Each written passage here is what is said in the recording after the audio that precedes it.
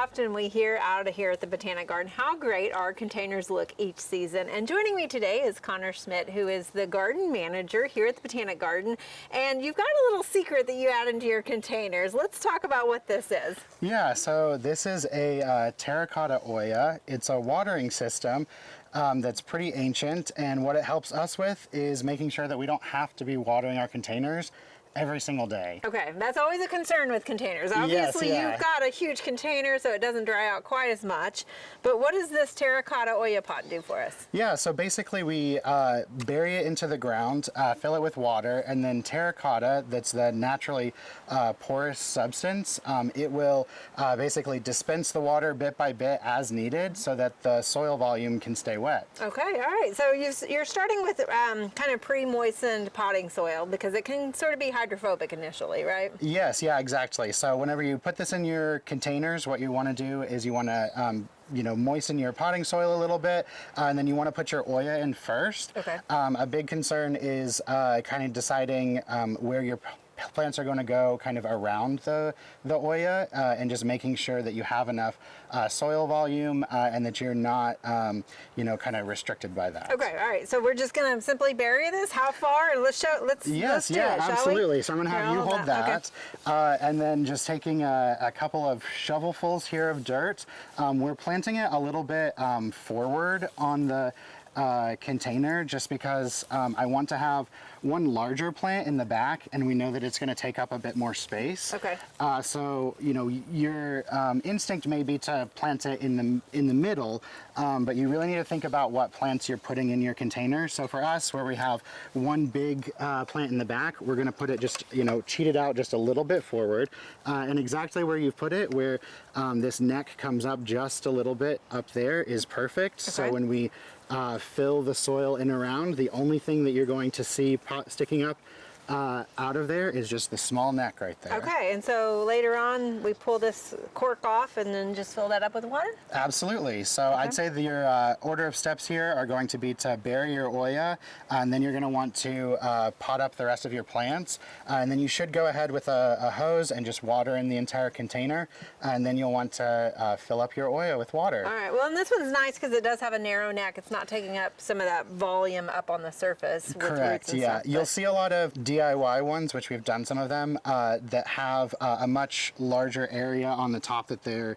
kind of taking up. Mm-hmm. And so you just have to be conscious about which plants you want to do. You're not necessarily going to be able to do that thriller in the middle whenever there's a giant Olla that's taking up that space. Gotcha. All right, do you have some plants? Can we go ahead and get this one potted up too, absolutely. then?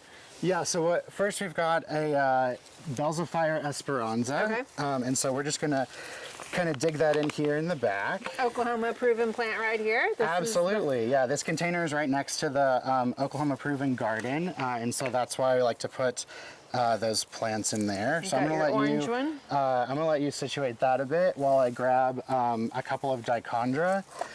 So this is the Silver Falls dichondra, and that is just simply going to go in the front, in front of that Esperanza there. And so what we want to do is just kind of flank the Olla there, and this is a nice trailing plant, and so it will fill in a little bit over the Olla. So if you do have some trailing plants, just making sure that you manage those so you don't lose the top of your Olla, so that you can have access to it. But the dichondras are really nice because it'll not only creep along the top here, but it will be that spiller effect too. Yeah, right? exactly. It'll spill over the front, and then this Belzophire Esperanza, it will grow to quite large, so it will fill in and just be a nice display here. Okay, so good color from our dichondra and lots of color all season long from our Belzophire here too. So yes, absolutely. Easy enough. It's almost like a tree gator a little bit, where it just gives you some reassurance of how much you watered. I think that's one of the things is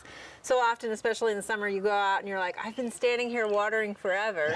Now you know it's that volume that you've watered at least. Yes, exactly. And so if your soil though does happen to get, really bone dry, you can't just fill up your Oya. You do need to water the entire pot and then fill up the Oya. Okay. Just because there needs to be some kind of moisture in the soil for it to be able to pull that water out of the pot, basically. Okay. So, and of course, it varies how often you need to water with the temperature and the size of your pot and everything, right? Yes, absolutely. But the Oya is a nice guarantee in case you need to go on vacation for a couple of days. You'll be able to soak your pot, fill up your Oya, and be good for hopefully up to a week. Or maybe you have that not so green thumb person taking care of your garden. Yes, exactly. And this is a nice emergency brake to make sure that they don't crash your pot. Very good. Well, thank you for sharing this little tip. Absolutely.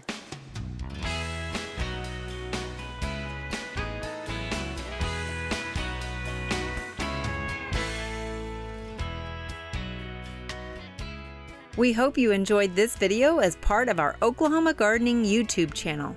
You can also find even more videos on the OK Gardening Classics YouTube channel. And join us on social media for great gardening tips, photos, and discussion.